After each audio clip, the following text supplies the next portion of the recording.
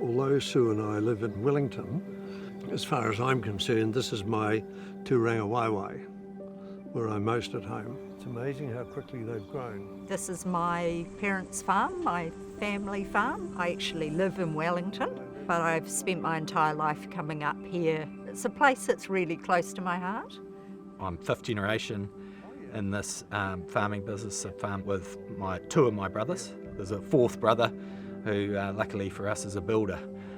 So he's been rather busy over the last 12 months helping us rebuild after the cyclone. We believe the river gave way probably 3 to 4 a.m. in the morning. We got up at first light to look at the damage. Power is out, water is out, the bridge is down, no road access, no telephone, no internet, everything's out. I was the first one to reach the Rissington Bridge that was, and I still didn't quite believe until I saw it that the bridge would be gone. Oh my God, like how on earth could an enormous bridge like that be washed away? And if that's happening there, what's happening further into the hills at Rissington? Yeah, it was unbelievable. But what had happened was, of course, that we'd had about 6 months of rain in 12 hours. The river had dammed up and the water had nowhere to go. It then overflowed on our river flats. You're talking sort of silt 3 metres deep. All my communication initially was with Daniel's wife, Kate, who was in Christchurch. And people were messaging from all over the place going, what's going on in Hawke's Bay? Are your family okay? And Katie managed to respond to a group chat saying, we're all fine. And that was all we had for 12 hours, but that was enough. There was no guidebook to take us through it, but we quickly worked out that certain things were a priority over all else, and so for all the local farmers, it wasn't about their farms at that stage, it was about people. That was the number one priority, especially in that first week.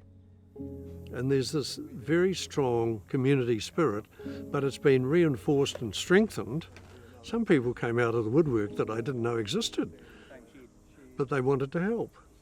Another local and I crawled through on Soldier Settlement Road through silt, which is crawling, not walking, because you disappear up to your hips, to make contact with people on this road just to make sure people were alive, safe and well. And then we made our way into where our offices were, and you could only see in the top part of one of the windows that had blown out.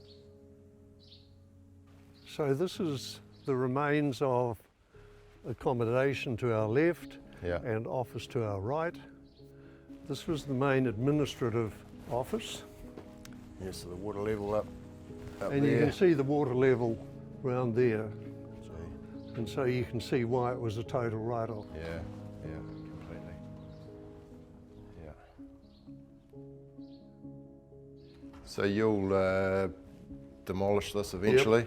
Yep, all of this will be demolished and put everything back into pasture. We got a text message from FMG on the 10th, 3 days before, to say, and I'm paraphrasing, the weather is packing up, but we're here to help you. And that was the basic message, and that was 3 days before the cyclone. They were already telling me that they were there and they wanted to help me. They made contact with us, which is kind of interesting. It wasn't the other way round. There were real people on the end of the phone having real conversations. Let's have a bit of a chat and see if you're okay before we start to talk about your wool shed or your building or whatever it is. I've done a lot of work for a lot of insurance companies, and one of the insurance company jokes over the years has always been our business is declining. That wasn't my experience with FMG from day one. Their attitude was, we're here to see what we can do to get you back up and running as soon as we can. And so I thought their conduct was exemplary, which is a big word to use, but that was my impression. So we are very fortunate compared with some people. And you hear the tragic story about people who have lost everything, rescued off rooftops and all that sort of thing. 12 months on from the cyclone, we've still got a lot of hard work. We've got a wool shed to rebuild this year. Our offices will be a 2025 project, primarily in the valley. We're still dealing with a new ground level. We just need to probably get through another winter and just see how that land settles. And I guess the big thing is we're making really big decisions about what to do for the next generation, and the decisions we're making are 30, 50-year decisions. But it's a long progress, and we've already celebrated the first anniversary, and we've already got past that milestone, but I reckon it'll be another year or two before we finally get the farm back into full production. You know, we've connected with people we didn't know in the community. We definitely wouldn't have ever wished for what happened, but I think that is really a real positive that's come out of it, which will put the community in good stead for any event that gets thrown at us in our generation or future generations, because I think there's been some really good learnings